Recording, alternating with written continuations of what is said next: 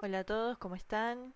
Hoy vamos a hablar de patología circulatoria, que es el núcleo 4 de la materia anatomía patológica, y vamos a ver desde trastornos hemodinámicos a patología cardíaca, patología de los vasos. Ya les adelanto que esta es una clase pesadísima porque vamos a ver muchos conceptos, pero bueno, traté de que la mayoría de las cosas que van a ver en la guía estén en la clase, porque no vamos a tener el práctico, pero traten de tener la guía resuelta, de hacer las preguntas, de preguntar por el foro, y si no, de última, nos pueden preguntar a la clase que viene. Y bueno, vamos a arrancar. Como siempre, acá les dejo el listado de objetivos que también lo tienen en la guía, para que lo usen justamente de guía para poder ir estudiando, para que sepan cuáles son los conceptos que vamos a ver hoy, que son varios. Y nada, esto es básicamente lo que se va a tomar del contenido. Van a tener 3 capítulos del Robbins, que son el de trastornos hemodinámicos, el de patología cardíaca y de patología de los vasos. No se enrosquen porque todo lo que necesitan saber va a estar en la guía y en la clase. Los capítulos son muy amplios y se van muy por las ramas, pero estos son los conceptos que tienen que saber y a los que les vamos a prestar atención. Bueno, la clase de hoy en realidad se podía organizar de muchas maneras. Yo elegí hacerlo de esta manera, separándolo por distintos componentes para que vayamos viendo por partes las cosas. Primero, como ven acá, vamos a ver ciertas cosas que afectan principalmente a la circulación, a todo lo que es la hemodinamia. Vamos a ver edema, congestión y shock. Después vamos a hablar sobre la hemostasia, sobre lo que es la hemorragia y la trombosis. Y después vamos a ver embolia. Y lo mismo vamos a hacer con las patologías cardíacas y después con la patología de los vasos. Pero recuerden que si bien vamos a hablar de que hay algo puntual que está afectado, recuerden que cuando algo se afecta, al ser un sistema, un aparato en general, todo se va a ver afectado y todas las consecuencias de esa afectación van a repercutir en todo el organismo, ¿sí? Bueno, vamos a empezar hablando sobre la distribución del agua en el cuerpo. Nosotros somos un 60% de nuestro peso agua y 2 tercios de esta agua es intracelular, o sea que está dentro de las células. Y el resto se va a encontrar en el compartimento extracelular, o sea fuera de las células, y sobre todo en el intersticio, que también se llama tercer espacio, que está entre las células. Una sola pequeña parte la vamos a encontrar en lo que es el plasma sanguíneo, y el desplazamiento de agua y de solutos, como son las sales de bajo peso molecular, entre estos espacios intravascular e intersticial, viene controlado por los efectos contrarios de la presión hidrostática que le ejerce el vaso y la presión coloidosmótica u oncótica que le ejerce el plasma, sobre todo las proteínas del plasma.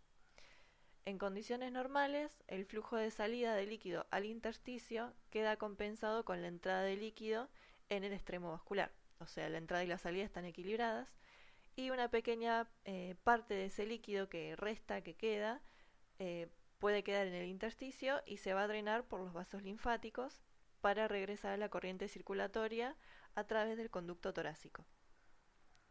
Si ese desplazamiento de agua hacia los tejidos o a las cavidades corporales supera la capacidad de drenaje, se va a acumular y esa acumulación en los tejidos se llama edema. Hay 2 tipos de edema. Uno es el trasudado y el otro es el exudado. El trasudado está más relacionado a alteraciones en la hemodinamia, como puede ser un incremento de la presión hidrostática o una reducción de las proteínas plasmáticas, y suele ser un líquido con pocas proteínas y se encuentra en pacientes que tienen eh, problemas o patologías, mejor dicho, que están relacionados justamente con esa alteración en la hemodinamia, como la insuficiencia cardíaca o la insuficiencia renal o hepática o otras causas que ahora vamos a ver mejor. Y por el contrario, el exudado es un edema de tipo inflamatorio, que tiene abundantes proteínas y se produce por un aumento de la permeabilidad vascular, justamente por esa inflamación, y puede contener además otros componentes como fibrina, pus, bacterias, células cancerosas y demás. O sea, es, digamos, más patológico todavía y más relacionado con la inflamación. Bien, como les decía, las causas de edema, que aplican sobre todo al trasudado, son un aumento de la presión hidrostática, que se puede deber a una alteración focal del retorno venoso, como es la trombosis venosa profunda en una pierna, que puede generar un edema localizado, o un aumento generalizado de la presión venosa con edema sistémico, como es la insuficiencia cardíaca congestiva, que también la vamos a ver más adelante. Otra causa es la reducción de la presión oncótica del plasma, que se reduce cuando la albúmina, que es la principal proteína plasmática, no se sintetiza en cantidades adecuadas o se pierde en la circulación. Y una causa importante de la pérdida de albúmina es el síndrome nefrótico, en el que los capilares glomerulares se vuelven permeables, y también una reducción en la síntesis de albúmina en las hepatopatías graves, como es una cirrosis, o también por malnutrición proteica. Después tenemos otra causa, que es la retención de sodio y agua, que provoca un aumento de la presión hidrostática, porque bueno, al retener sodio y agua aumenta el volumen de líquido intravascular, y una reducción de la presión coloidosmótica vascular por dilución. O sea, al aumentar la cantidad de volumen, esas proteínas que están en la sangre se van diluyendo. Se retiene sal siempre que la función renal esté alterada, como sucede en las nefropatías renales primarias y en los trastornos que reducen la perfusión renal. Y por último tenemos la obstrucción linfática, que producen linfedema, que es típicamente localizado, y las causas incluyen inflamación crónica con fibrosis, tumores malignos infiltrantes, una rotura física, lesiones por radioterapia y algunos agentes infecciosos.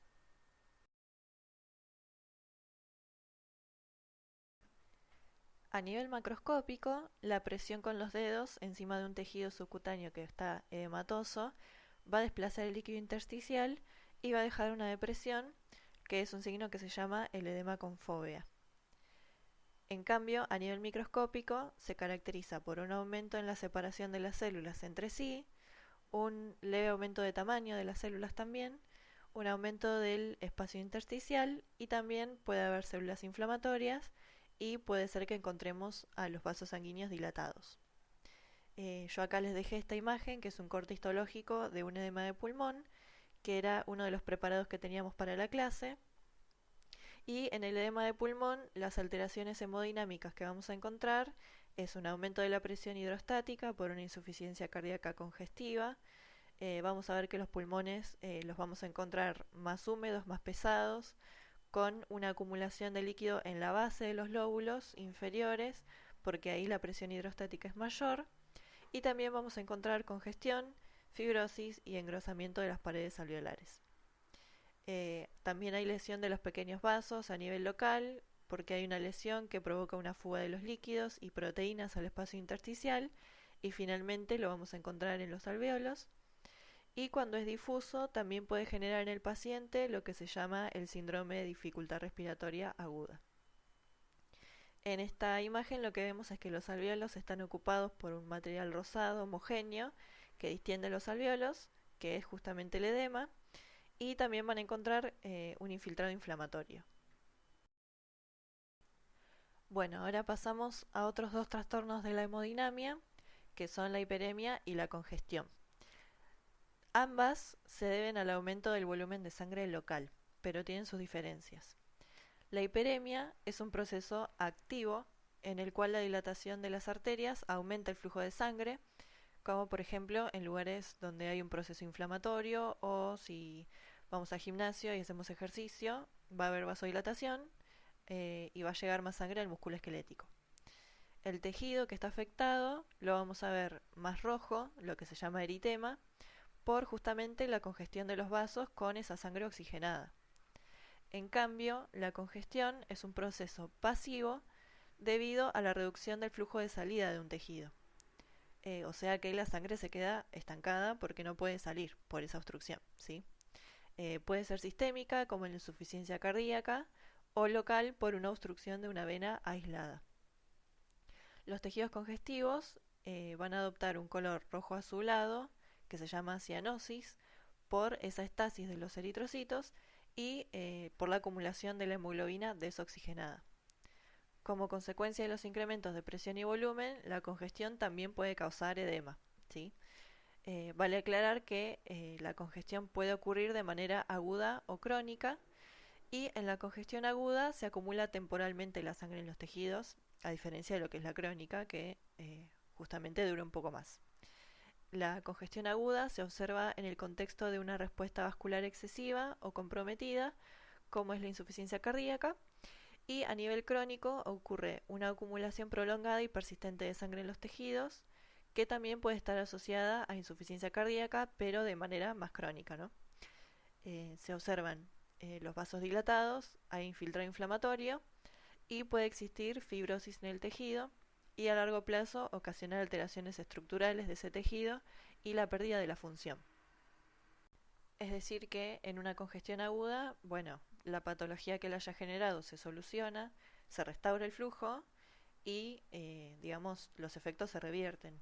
En cambio, en la congestión crónica, esa falta de flujo va a ocasionar una hipoxia crónica porque la sangre está estancada, porque se extrae todo el oxígeno posible de esos hematíes hacia los tejidos, y a la larga se genera una lesión isquémica y, bueno, todo eso que ya habíamos visto de la muerte celular y como respuesta una cicatrización que tiene que involucrar procesos de fibrosis. Y bueno, en la congestión hepática crónica, como les dejo esta foto acá, hay lesiones que están más pardo-rojizas por esa muerte celular, y hay otras zonas que es tejido pardo no congestivo y le da ese aspecto al hígado de lo que se llama nuez moscada, ¿no? Y acá, a nivel microscópico, vamos a encontrar que hay hemorragia centrolobulillar, que hay macrófagos cargados de hemosiderina, que es el producto que se genera por la degradación de esos eritrocitos, y va a haber degeneración de las células hepáticas, que son los hepatocitos. Bien, y ahora pasamos a otro trastorno, que es la hemorragia. La hemorragia se define como la extravasación de sangre hacia el espacio extravascular y puede mostrar distintos patrones, ¿sí? Puede ser externa o puede quedar contenida dentro de un tejido, y sea cual sea la opción, la acumulación se llama hematoma. Y después, más específicamente, tenemos otra clasificación con otros nombres según el tamaño, ¿sí? Las hemorragias más chiquitas, de 1 o 2 milímetros en la piel, las mucosas o las serosas, se llaman petequias. Las que son un poco más grandes, más de 3 milímetros, se llaman púrpuras. Los hematomas subcutáneos más extensos, de 1 o 2 centímetros, se llaman equimosis. Y según la localización, una acumulación de sangre en la cavidad corporal se llama hemotórax, si estamos hablando del tórax justamente, hemopericardio en el pericardio, hemoperitoneo en el peritoneo, o si hablamos de las articulaciones, se puede llamar hemartrosis.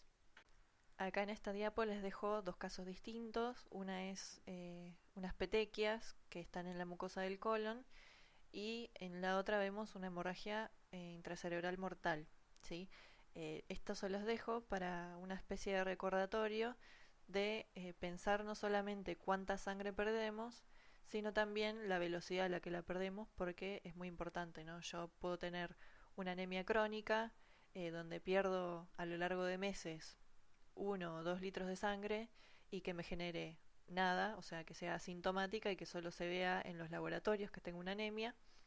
O también puedo llegar a sufrir un accidente de tránsito donde tenga una tremenda fractura de pelvis, sangre 2 o 3 litros de pérdida, y tenga un shock hipovolémico. ¿Sí? Eso también lo vamos a ver más adelante, pero es muy importante, ¿no? La velocidad y la cantidad. Bien, ya hablamos dentro de la hemostasia de la hemorragia, y ahora vamos con el equivalente patológico de la hemostasia, que es la trombosis. La trombosis implica la formación de un coágulo de sangre, que se llama trombo, en vasos intactos, y se habla de esta tríada de Virchow, que son las 3 alteraciones primarias que ocasionan la formación de trombos. Y ahora vamos a ver un poco más cada una en detalle. Son la lesión endotelial, la estasis o flujo turbulento de la sangre y la hipercoagulabilidad de la sangre.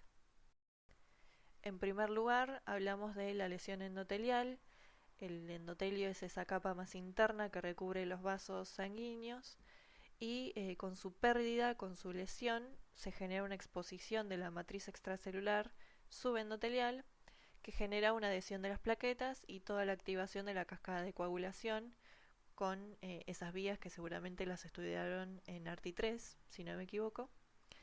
Pero sin embargo, no es necesario que ese endotelio esté físicamente lesionado para que se produzca la trombosis, sino que cualquier alteración en el equilibrio dinámico de esas fuerzas protrombóticas y antitrombóticas que hay en el endotelio pueden generar fenómenos de coagulación. Es decir, las células disfuncionales pueden producir más factores procoagulantes o pueden sintetizar menos factores anticoagulantes y generar una trombosis. Es posible inducir una disfunción mediante otro tipo de agresiones como son la hipertensión, el flujo turbulento de sangre, endotoxinas bacterianas o por radiación o por alteraciones metabólicas como ya vimos en la clase 3 de hipercolesterolemia familiar, o sea, por la acumulación de placa, o también por toxinas, por ejemplo, a partir de el humo del tabaco. Lo segundo que puede ocurrir es que haya una alteración del flujo de la sangre. ¿Sí? La turbulencia contribuye a la trombosis porque produce disfunciones o lesiones en el endotelio y porque genera contracorrientes o bolsas de estasis a nivel local.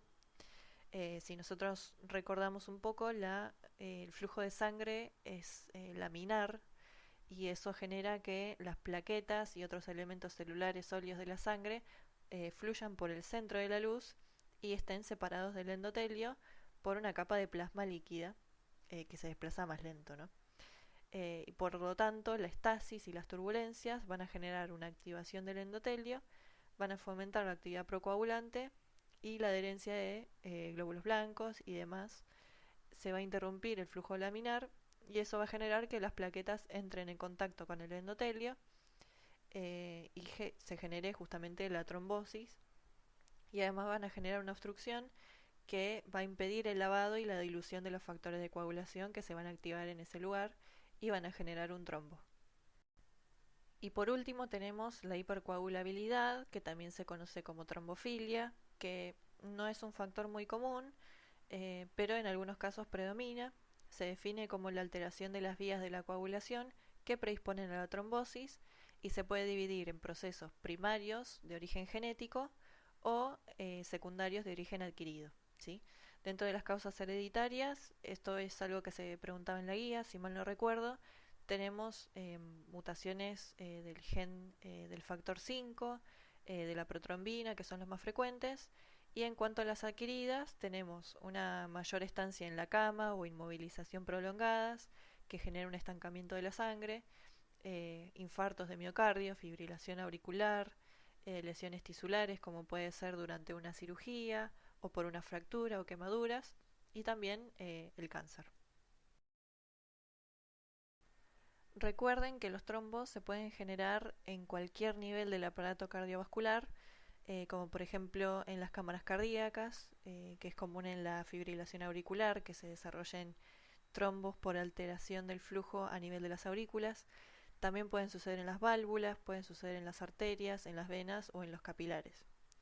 Los trombos arteriales o cardíacos pueden aparecer en focos de lesión endotelial, por ejemplo en la acumulación de placa, o donde hay turbulencia, que es generalmente donde se bifurcan las arterias, y los venosos se localizan a nivel de lugares donde hay estasis. ¿Sí? Por ejemplo, en los miembros inferiores, si hay un paciente que está en cama y que no circula, generalmente se le hacen trombos en los miembros inferiores. A nivel macro y micro, vamos a ver que en los trombos se generan unas laminaciones que se llaman líneas de Sahn, que son láminas donde se depositan plaquetas y fibrina de color pálido que alternan con capas más oscuras que son ricas en glóbulos rojos, y estas láminas indican que el trombo se estuvo formando mientras la sangre fluía y permite distinguirlo de los trombos previos a la muerte de los coágulos que no se laminan, que son los que se generan posterior a la muerte. Los trombos arteriales con frecuencia son oclusivos y suelen afectar a las arterias coronarias, cerebrales y femorales, Y en cambio, la trombosis venosa, que también se llama flebotrombosis, también suele ser oclusiva, pero el trombo forma un molde a lo largo de la luz. Como estos trombos se forman adentro de la circulación venosa, que va más lento, suelen contener más glóbulos rojos mezclados con menos plaquetas, por lo que se llaman trombos rojos o de estasis. Las venas de las extremidades inferiores son las más afectadas por lejos, en el 90% de los casos, pero también puede haber trombos en las venas de las extremidades superiores, en las venas ováricas, en las venas que llegan a la próstata, las periuterinas y demás. Acá les dejé esta nota, que también era una pregunta de la guía: no confundir la flebotrombosis, que es la trombosis venosa, con la tromboflebitis, que en realidad lo que sucede es al revés. Primero hay una inflamación a nivel vascular y después se forma el trombo. Como ven acá, el trombo puede evolucionar de distinta manera. Si el paciente sobrevive a la trombosis inicial, en los días o semanas que siguen, el trombo sufre una combinación de estas cuatro posibles evoluciones, que son por un lado la propagación, donde el trombo se vuelve más grande porque se le acumulan más plaquetas y más fibrina. El trombo se puede generar, se puede soltar, digamos, del lugar donde está adherido y transformarse en un émbolo y desplazarse a otro lugar de la vasculatura. También se puede disolver por producto de la fibrinólisis y puede generar una retracción rápida y desaparición completa de esos trombos. O se puede, por último, organizar y recanalizar de forma que se reorganizan esas células endoteliales, esas células musculares y los fibroblastos que están creciendo alrededor del trombo, y se forman unos conductos que recuperan la continuidad de la luz, aunque en un grado variable, y generalmente la luz termina siendo de un menor tamaño que la original por justamente la acumulación de todas estas cosas. Ahora bien, puede suceder que el paciente forme trombos de manera masiva y desarrolle lo que se conoce como coagulación intravascular diseminada. Y bueno, son trombos que no se ven en la macroscopía a nivel del ojo, pero van por la microcirculación y pueden generar una insuficiencia circulatoria difusa, sobre todo a nivel cerebral, pulmonar, cardíaco o renal. Y también, bueno, consideremos que justamente se están formando trombos en forma masiva, y eso va a generar un consumo de todos los factores de coagulación, que es lo que se llama coagulopatía de consumo, porque se usan todas las plaquetas y las proteínas de la coagulación, y eso va a generar a la larga una catástrofe hemorrágica, ¿sí? Porque ya el paciente consumió todos sus factores y empieza a sangrar. Se debe recordar que la coagulación intravascular diseminada no es un trastorno primario, sino que aparece secundariamente ante otros cuadros que determinen una activación diseminada de la trombina. Hace un rato les contaba que una forma de evolución del trombo es que se desprenda del lugar de donde estaba y viaje a través de la circulación a otro lado, ¿no? Si bien la mayoría de los émbolos son trombos, los émbolos pueden ser de otras cosas, pueden estar compuestos por otras cosas, pueden ser sólidos, líquidos, gaseosos, pueden estar formados por líquido amniótico, por fragmentos de tumor, por cuerpos extraños, por grasa, pueden ser restos de aterosclerosis, de embolias de colesterol, pero generalmente son trombos, los clásicos trombos conocidos formados por glóbulos rojos y plaquetas y fibrina y demás, y eso es lo que se suele llamar tromboembolia, ¿sí? Eh, es inevitable que los émbolos en algún momento queden atascados en un vaso de menor calibre que ya no les permite el avance, y eso logra una oclusión vascular que puede ser parcial o completa, y una consecuencia importante es la necrosis isquémica del tejido que esté afectado. Y así llegamos a lo que nosotros ya más o menos conocíamos un poco de la clase 2, el infarto, ¿sí? Que es una zona de necrosis isquémica causada por la oclusión de la irrigación arterial o del drenaje venoso. Nosotros cuando hablamos de infarto a nivel micro, los infartos se ven en todos los órganos iguales, pero hay una clasificación a nivel macro que es clasificarlo según el color en rojos o blancos, o también conocidos como infartos hemorrágicos o infartos anémicos. También se los clasifica si hay presencia de infección o no, en infarto séptico o no séptico, pero me quiero detener un poco en esta clasificación de rojos o blancos, que no se olviden que es una clasificación a nivel macro. ¿Sí? A nivel micro los infartos son todos parecidos, ¿sí? Pero en la macro se ven distintos según qué es lo que haya ocurrido en el tejido. Los infartos rojos se producen en las oclusiones venosas, por ejemplo, porque si yo tengo una obstrucción venosa, la sangre va a seguir viniendo por vía arterial y se va a congestionar ahí toda la sangre, se va a generar una pileta de acumulación de sangre en el tejido y así se va a ver justamente a nivel macro. El tejido va a estar blando, va a estar rojizo, oscuro. Lo mismo va a pasar en los tejidos laxos porque se acumula la sangre en la zona del infarto. Y también va a pasar en los tejidos de doble circulación, como puede ser el hígado. ¿Sí? En el hígado la entrada de sangre se produce de forma paralela a un lugar que no esté obstruido, la sangre sigue llegando igual y ocupa toda la zona necrótica y así se ve. Lo mismo pasa en tejidos que ya estén congestionados por un flujo sanguíneo lento, porque la sangre, al tener un flujo venoso lento, la sangre va a tardar en drenarse y se va a empezar a acumular igual, y así también se va a ver de color rojo, y cuando se recupera el flujo en una zona de oclusión arterial previa con necrosis. ¿Sí? Esas son las posibles cosas que pueden suceder para que se vea un infarto rojo.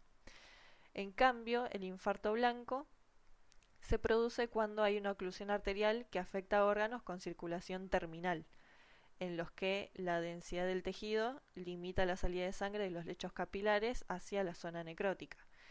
Es decir, si yo tengo una circulación arterial terminal, no va a poder venir sangre de otro lado y eventualmente se va a vaciar ese lugar de la sangre que haya y se va a ver de color blanco. ¿Sí? Casi todos los infartos se deben a oclusiones arteriales de origen trombótico o por un émbolo, pero algunos infartos se producen por otros mecanismos, como puede ser un espasmo local de los vasos sanguíneos, o una hemorragia dentro de una placa de ateroma, o por una compresión extrínseca de un vaso a causa de un tumor que lo esté comprimiendo, o causas menos frecuentes todavía, como son la torsión de un vaso, como puede ser en la torsión testicular o en un vólvulo intestinal, o roturas traumáticas o el compromiso vascular por un edema, como es el síndrome compartimental, o por atrapamiento de un saco herniario. Acá en esta diapo les dejo también los ejemplos de las cosas que veníamos nombrando. Fíjense que a la izquierda arriba tienen un infarto rojo que sucedió en un pulmón, y a comparación del que tienen al lado, que es un vaso, que tiene un infarto blanco.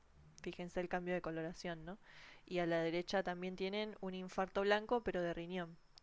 En cambio, en las dos fotos de abajo, a la izquierda tienen una torsión testicular que va a generar una congestión tremenda de sangre porque se compromete la irrigación, pero también se compromete el drenaje, entonces va a generar un infarto rojo. Y lo mismo va a suceder con el vólvulo intestinal, que es la última imagen. Fíjense lo rojo y lo congestivo que está. Recuerden que la característica histológica predominante del infarto es la necrosis coagulativa, que también ya la vimos, y es importante que recuerden que si la oclusión se produce al poco tiempo antes de que fallezca la persona, puede ser que no se encuentren alteraciones histológicas, dado que el tejido tarda más o menos entre 4 o 12 horas en mostrar una necrosis franca. Existe una inflamación aguda en los márgenes de los infartos a las pocas horas, que suele estar mejor definida también al rato de 1 o 2 días, y al final esa respuesta inflamatoria se sigue de una respuesta reparativa, que comienza justamente en los márgenes que quedaron conservados. En los tejidos más estables se puede producir una regeneración tisular en esa periferia porque ahí se conserva la arquitectura del estroma, pero la mayor parte de los infartos se sustituyen generalmente por una cicatriz. Y el encéfalo es la excepción a estas normas. Recuerden que en el sistema nervioso central se producía una necrosis licuefactiva. Y esto es algo que me quedó de aclarar de ese teórico que les di yo también, que la necrosis licuefactiva se produce en el sistema nervioso central, pero recuerden que también puede ser aguda en cualquier sitio donde se produzca una infección bacteriana o micótica, donde se acumule pus. Pero generalmente yo les di el ejemplo del sistema nervioso central porque es como el ejemplo, ¿sí? Pero nada, recuerden que generalmente si hay un infarto hay una necrosis coagulativa y generalmente esto termina en una cicatriz porque recuerden que se conserva la arquitectura del estroma, salvo en esos casos. Y ahora venimos con eso que les había adelantado, que es el shock, que es la vía final común de varios acontecimientos clínicos que pueden ser hemorragias muy graves, como les contaba cuando les describía las hemorragias, los traumatismos, las quemaduras, infartos de miocardio grandes, embolia pulmonar masiva, sepsis microbiana, y se caracteriza por una hipotensión sistémica debida a una reducción del gasto cardíaco o a una disminución del volumen de sangre circulante eficaz. Las consecuencias son una alteración de la perfusión tisular con hipoxia celular y al principio la lesión es reversible, como suele suceder, pero en un shock prolongado acaba produciendo una lesión tisular irreversible que con frecuencia resulta mortal para el paciente. Las causas de shock se pueden clasificar en tres categorías. La primera es el shock cardiógeno o cardiogénico, lo van a encontrar también, que se debe a un bajo gasto cardíaco por fallo de la bomba cardíaca, o sea, el fallo del músculo cardíaco para eyectar la sangre. Y se puede deber a una lesión propia del miocardio, como puede ser un infarto, o por arritmias a nivel ventricular, por compresión extrínseca, como puede ser una pericarditis, o sea que el pericardio se le acumule líquido o sangre o algo le suceda que comprima y impida que funcione la bomba cardíaca, o también por obstrucción al flujo de salida, como puede ser una embolia pulmonar. El segundo tipo es el shock hipovolémico, que se debe a un bajo gasto cardíaco por pérdida de volumen, de plasma o de sangre, como puede ser en eso que les nombraba, que es una hemorragia masiva, o pérdida de líquido por quemaduras graves o deshidratación. Y por último tenemos el shock séptico, que se debe a una vasodilatación y estancamiento periférico de la sangre como parte de una reacción inmune sistémica frente a infecciones bacterianas o micóticas. También hay otros tipos en realidad de shock, pero estos son los principales. Si quieren se los menciono. Hay el shock neurógeno, por ejemplo, que se produce por un traumatismo a nivel medular, o el shock anafiláctico, donde hay una vasodilatación sistémica con aumento de la permeabilidad de los vasos por una reacción de hipersensibilidad, por IgE y demás. Pero nos vamos a quedar con estos tres que son los principales. Y acá nos vamos a detener un poco en lo que es la patogenia del shock séptico, que por ahí es un poco más complicado de entender que los otros dos, que bueno, en uno hay una disminución del volumen circulante eficaz y en el otro tenemos una falla de la bomba cardíaca, pero acá hay otros factores que están involucrados que ahora les voy a explicar. En el shock séptico, la vasodilatación sistémica con acumulación periférica de la sangre va a determinar una hipoperfusión del tejido, aunque esté conservado ese gasto cardíaco o incluso aumentado en fases tempranas. Esa alteración se puede asociar a una activación masiva de las células endoteliales con daño de estas células que con frecuencia provoca una situación de hipercoagulabilidad que se manifiesta también con eso que también les hablé, que es la coagulación intravascular diseminada, y además se asocia a cambios metabólicos que suprimen la función celular. O sea que todas estas alteraciones va a generar una disfunción de múltiples órganos. La capacidad de diversos gérmenes de producir el shock séptico es compatible con la idea de que varios elementos microbianos pueden empezar el proceso del shock. Los macrófagos, los neutrófilos y otras células del sistema inmunitario van a expresar, del sistema inmunitario innato, ¿no? Van a expresar una serie de receptores que responden a diversas sustancias que se originan en los microorganismos y cuando se activan, estas células van a liberar mediadores inflamatorios y otros factores inmunosupresores que van a modificar la respuesta del huésped. Y además también activan elementos humorales de la inmunidad innata, sobre todo lo que son las vías de complemento y de la coagulación. Todos estos medidores se van a combinar con los efectos directos de los elementos microbianos para generar el shock séptico. Bien, ahora les acompaño la explicación con un diagrama donde vemos que hay varios factores que están vinculados a la fisiopatología. Uno de ellos son los mediadores inflamatorios, que van a ser los que activen la respuesta que inicie la sepsis, porque cuando se activan las células inflamatorias van a liberar factor de necrosis tumoral, interleuquina 1, interleuquina 12, 18 y otros factores inflamatorios, en especial especies reactivas de oxígeno y prostaglandinas y factor activador de plaquetas, que son las que van a activar las células endoteliales y van a determinar la expresión de moléculas de adhesión, un fenotipo procoagulante y ondas secundarias de producción de citoquinas. También se va a activar la cascada de complemento, además de algunos elementos bacterianos como son las endotoxinas que pueden activar la coagulación. Y toda esta situación procoagulante inducida por la sepsis no solo va a provocar trombosis, sino también que va a potenciar toda la inflamación.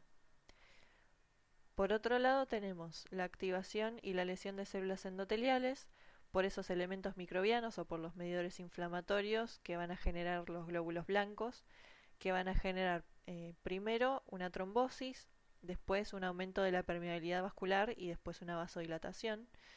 Y la alteración de la coagulación es suficiente para provocar esa complicación que habíamos visto de la coagulación intravascular diseminada hasta en la mitad de los pacientes con sepsis, ¿sí? En la coagulación intravascular diseminada florida va a haber consumo de plaquetas y factores de la coagulación, lo que va a generar deficiencia de los factores y va a generar la hemorragia, como ya les había contado. Y el aumento de la permeabilidad vascular por todo este problema inflamatorio que va a haber produce exudación del líquido al intersticio, lo que provoca edema y aumento de la presión intersticial que dificulta aún más el flujo de sangre hacia los tejidos. También tenemos alteraciones metabólicas porque los pacientes sépticos muestran una resistencia a la insulina con hiperglucemia y es esa hiperglucemia la que va a reducir la función de los neutrófilos porque suprime su actividad bactericida y además aumenta también la expresión de moléculas de adhesión en las células endoteliales. Por otro lado tenemos la inmunosupresión porque el estado hiperinflamatorio que inicia la sepsis puede activar mecanismos inmunosupresores contrarreguladores. Y por último tenemos la disfunción orgánica. La hipotensión sistémica, el edema intersticial y la trombosis de vasos pequeños van a reducir el aporte de oxígeno y nutrientes a los tejidos, que van a ser incapaces de utilizar los nutrientes que llegan de forma adecuada por cambios en el metabolismo de las células. Y en último término, estos factores van a terminar produciendo una insuficiencia multiorgánica, ¿sí? Que involucre a los riñones, al hígado, a los pulmones, al corazón y demás, hasta que pueda generarle la muerte al paciente. Bien, ahora sí llegamos a la segunda parte de la clase, según cómo lo organicé yo, donde vamos a hablar de patologías a nivel cardíaco, que les remarco también tiene que ver a nivel sistémico todo con todo, y vamos a empezar hablando de la insuficiencia cardíaca. La insuficiencia cardíaca se produce cuando el corazón es incapaz de bombear la sangre a una velocidad suficiente para satisfacer las demandas metabólicas de los tejidos o consigue hacerlo a unas presiones de llenado más elevadas. Puede aparecer como fase final de muchas cardiopatías crónicas y lo más habitual es que progrese lentamente debido a efectos acumulados que ejerce la sobrecarga prolongada de trabajo, como sucede en las valvulopatías o en la hipertensión, o por una cardiopatía isquémica, como por ejemplo luego de un infarto con daños cardíacos extensos. Sin embargo, los esfuerzos hemodinámicos bruscos, como es la llegada de una cantidad excesiva de líquido, una disfunción de una válvula de manera aguda o un gran infarto, puedan generar una insuficiencia de comienzo súbito.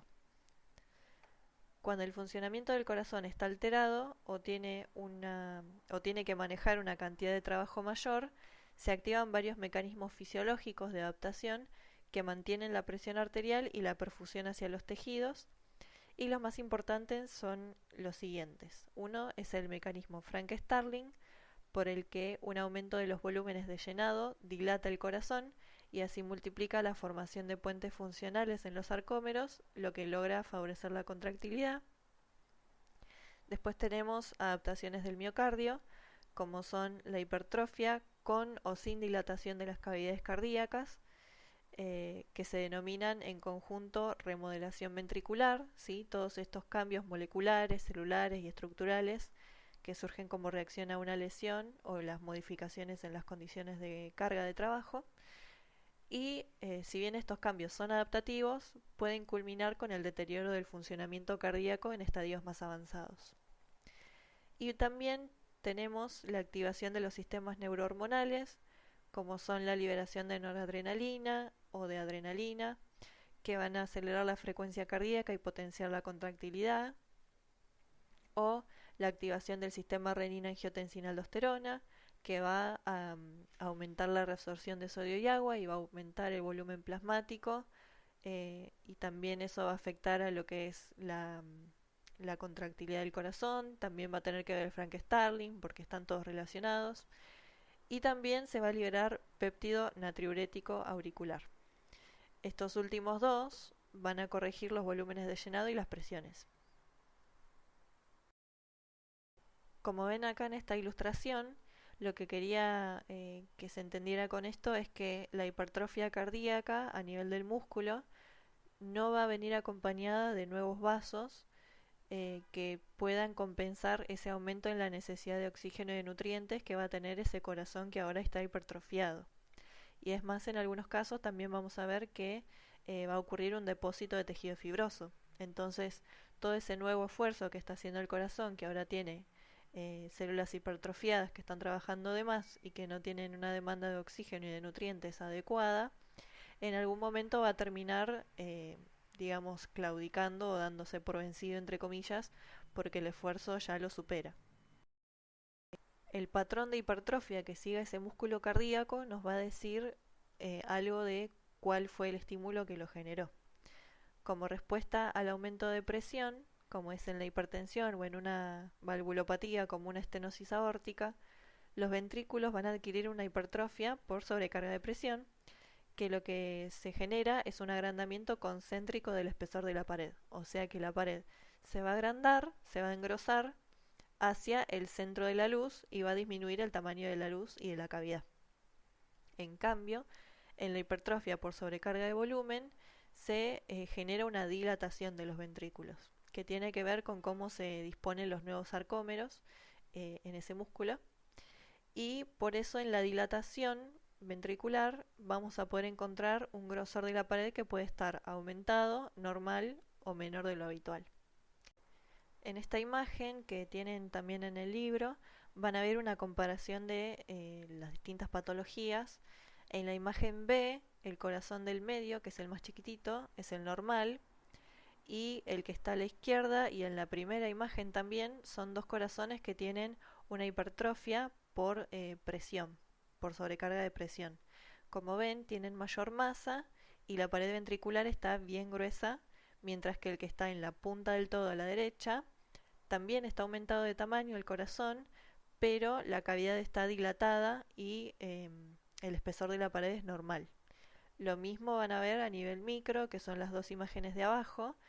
A la izquierda tienen el miocardio normal y al lado tienen el miocardio hipertrofiado, donde se ve un aumento del tamaño celular y de las dimensiones del núcleo en esos miocitos que están hipertrofiados.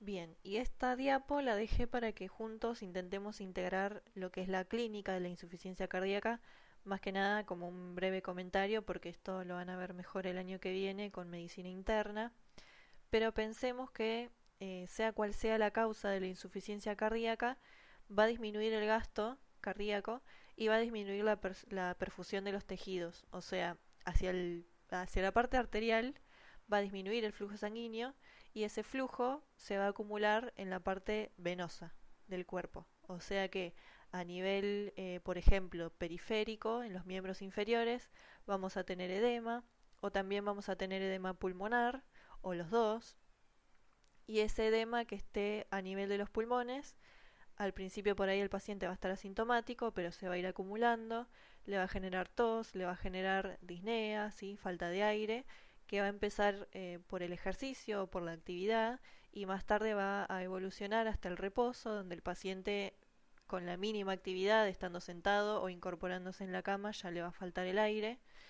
Y después, cuando avanza más el cuadro, eso se va a seguir agravando hasta generar lo que es lo que se llama ortopnea, que es una disnea en decúbito, o sea, cuando el paciente está acostado, que mejora en bipedestación, que exige que el paciente te cuente que tiene que dormir con varias almohadas, o que si se acuesta le falta el aire, o que sigue avanzando y genera lo que es una disnea paroxística nocturna, o sea que el paciente se acuesta a la noche y se levanta en medio de la noche y la madrugada agitado porque le falta el aire, porque no puede respirar, siente que se ahoga.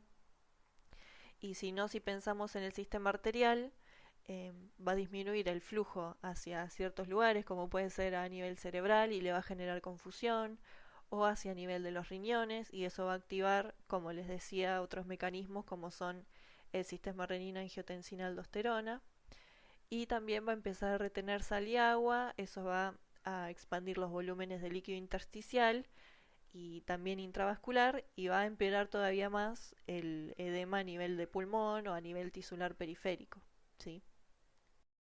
Ahora volvemos a hablar de infarto, pero esta vez aplicado al corazón, donde hablamos de cardiopatía isquémica, que es la designación genérica que recibe un grupo de síndromes que están relacionados por la fisiopatología y asociados a una isquemia miocárdica.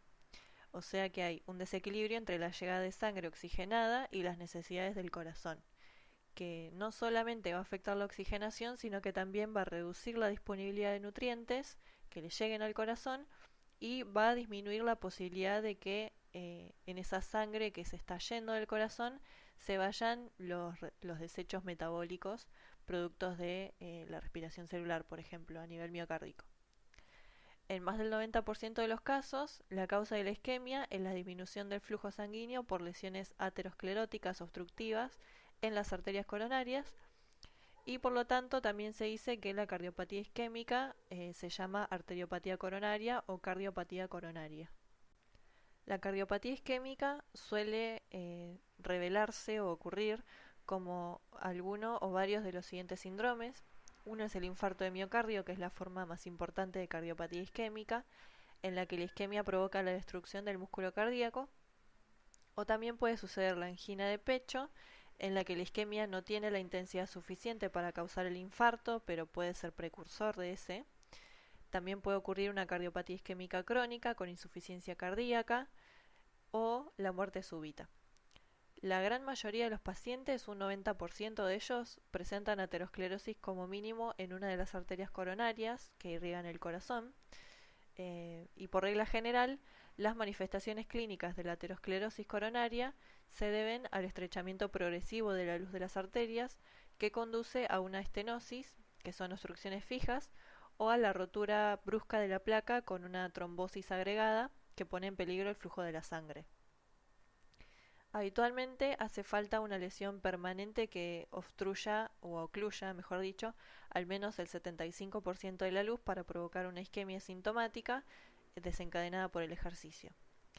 Es característico que los síndromes coronarios agudos se activen por la transformación repentina de una placa que estaba estable hasta ese momento en una lesión aterotrombótica inestable y mortal, debido a una rotura o a una erosión superficial, una ulceración, una fisura o una hemorragia de la placa, ¿sí? En la mayoría de los casos, la variación en esa placa lleva a la formación de un trombo superpuesto que ocluye en parte o del todo la arteria que esté afectada. El infarto consiste justamente en la destrucción del músculo cardíaco debido a la isquemia grave y prolongada, y la mayor parte de los infartos suelen ser transparietales, en los que la necrosis isquémica afecta a toda la pared ventricular en todo su espesor o casi todo, siguiendo el área correspondiente a una sola arteria coronaria. Este patrón de infarto se suele asociar a una combinación de aterosclerosis crónica con el cambio brusco en la placa, como les decía, y una trombosis superpuesta. Y por el contrario, también hay un tipo de infarto que es el subendocárdico, que constituye un área de necrosis isquémica limitada al tercio o a la mitad interna de la pared ventricular. Dado que en condiciones normales la zona subendocárdica es la región menos perfundida, también va a ser la más vulnerable ante cualquier descenso del flujo sanguíneo coronario.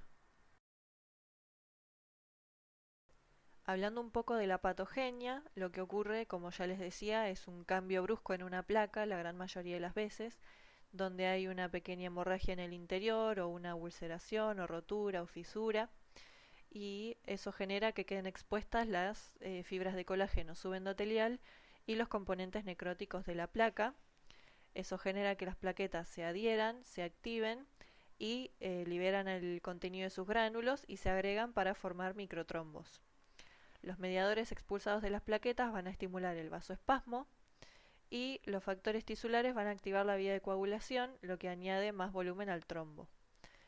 Muchas veces en cuestión de minutos el trombo va a evolucionar para ocluir por completo la luz del vaso y la obstrucción de las arterias coronarias va a poner en peligro el flujo sanguíneo de una región del miocardio que va a provocar la isquemia, una disfunción del miocardio y la posible destrucción de los miocitos.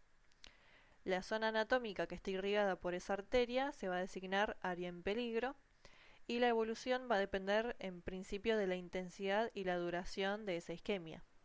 La primera consecuencia bioquímica de esa isquemia va a ser la suspensión del metabolismo aerobio de las células en cuestión de segundos y debido a una estricta dependencia del oxígeno que se presenta en la actividad del corazón, una isquemia grave puede provocar el cese de la contractilidad al cabo de menos de un minuto.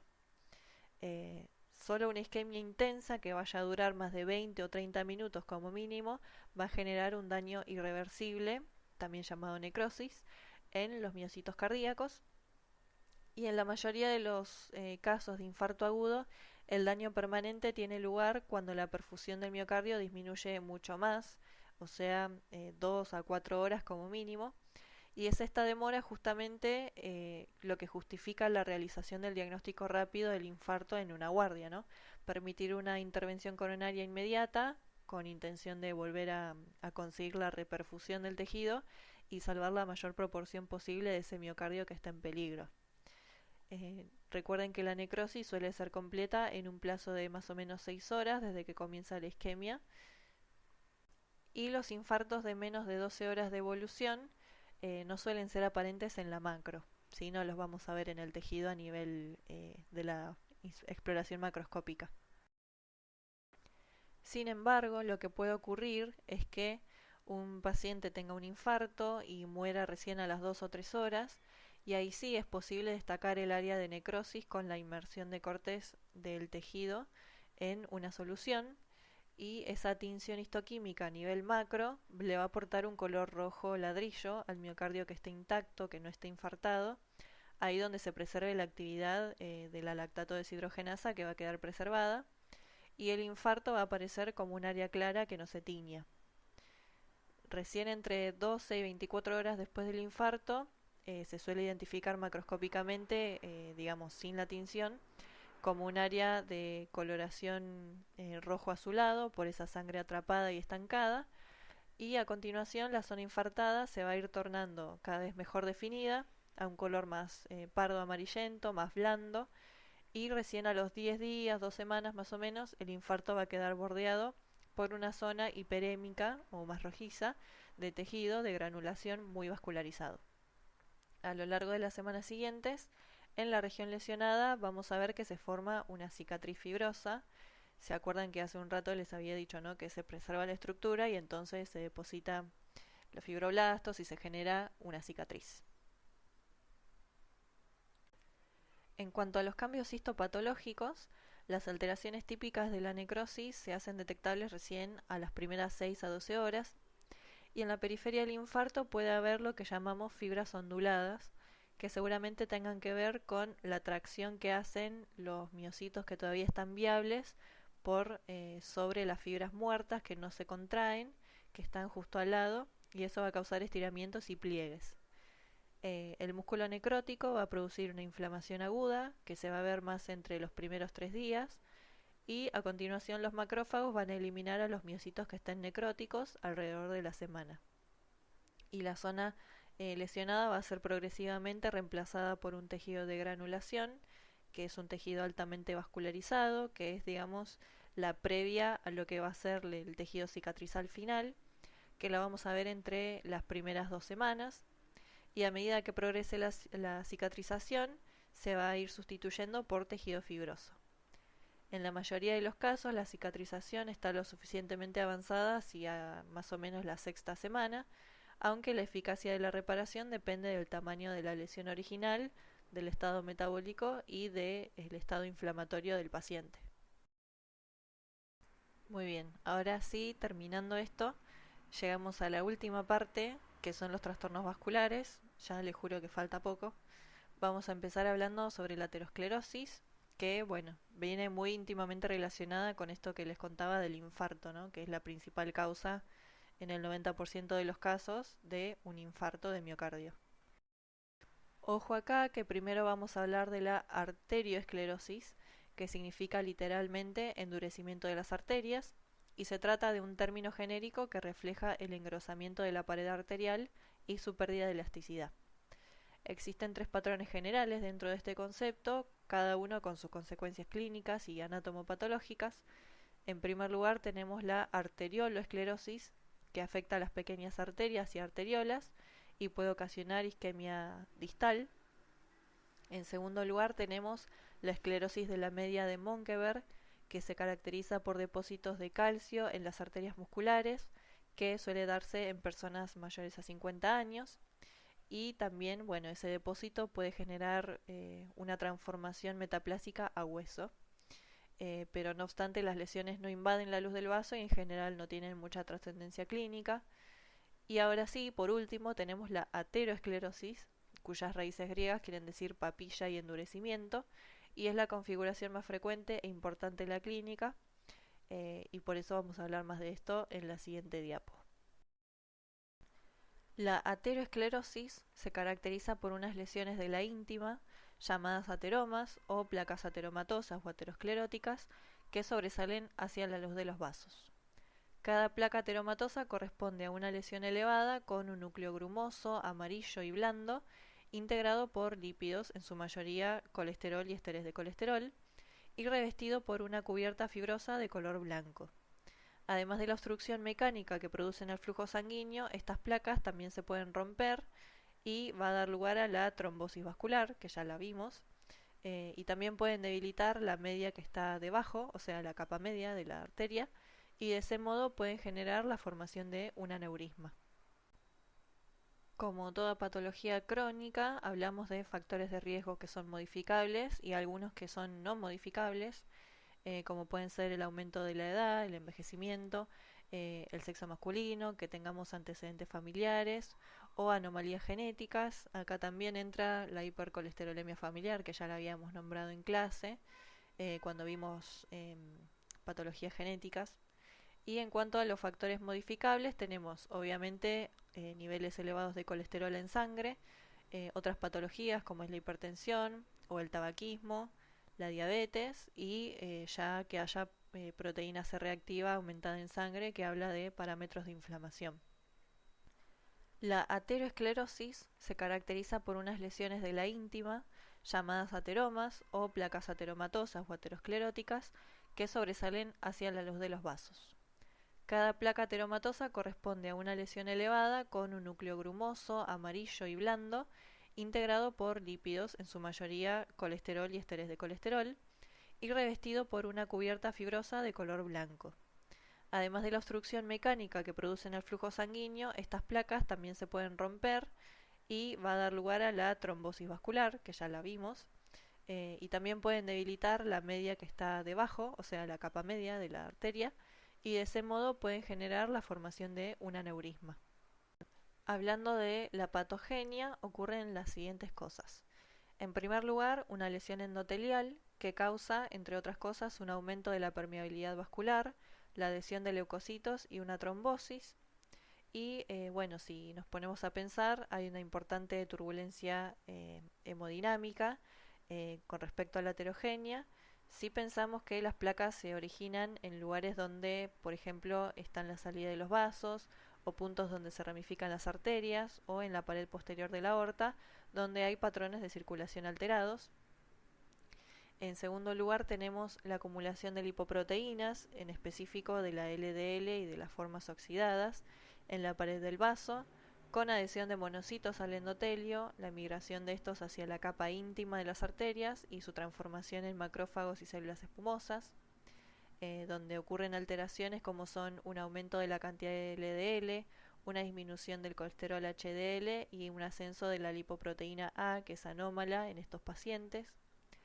Después lo que va a ocurrir va a generar una adhesión de las plaquetas, una liberación de los factores desde esas plaquetas activadas, desde los macrófagos y las células de la pared vascular, que va a generar una captación de las células musculares lisas a partir de la media o de sus precursores que estén circulando en la sangre.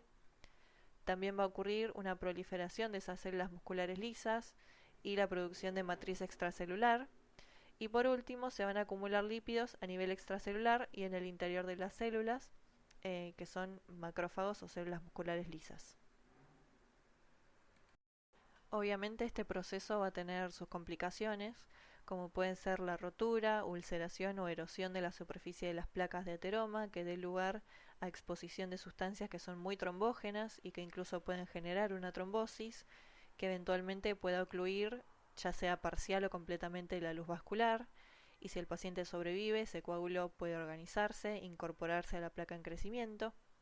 También puede ocurrir una hemorragia dentro de la placa, que puede expandir el tamaño de la placa o también romperla. Puede haber una ateroembolia, donde la rotura de la placa condiciona la descarga de residuos ateroscleróticos al torrente circulatorio y genera émbolos.